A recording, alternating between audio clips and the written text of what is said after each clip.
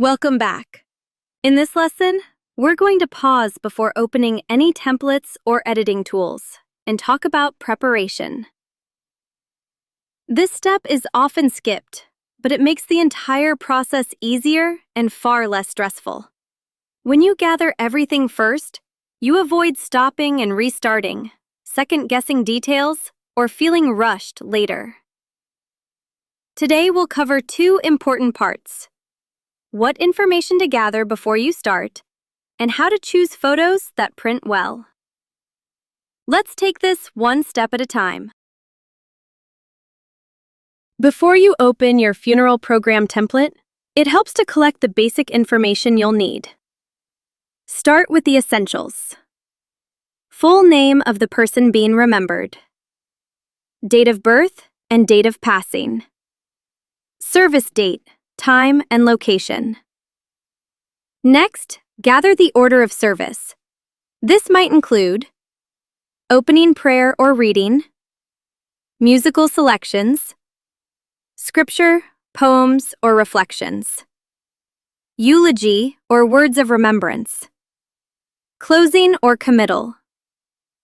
If you don't have everything finalized yet, that's okay. You can leave placeholders. But having a rough outline makes editing much easier. You may also want a short obituary or life tribute, names of family members, pallbearers or honorary acknowledgements. Keep everything in one place, whether that's a notebook, a document on your computer, or notes on your phone. This becomes your reference as you design. Preparation here saves time later. Photos are often the most emotional part of a funeral program, and choosing the right ones matters.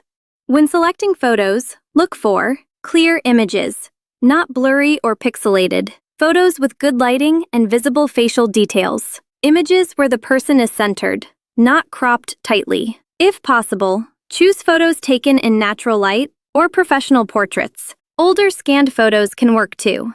Just make sure they're high resolution. Avoid screenshots.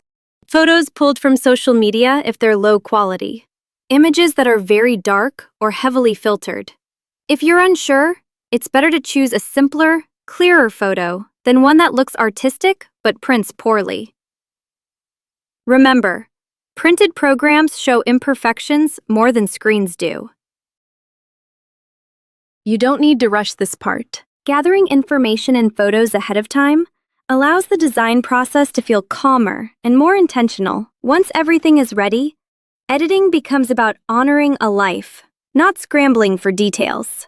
In the next lesson, we'll move into editing the funeral program template and layout. Take your time. You're doing this with care, and that matters.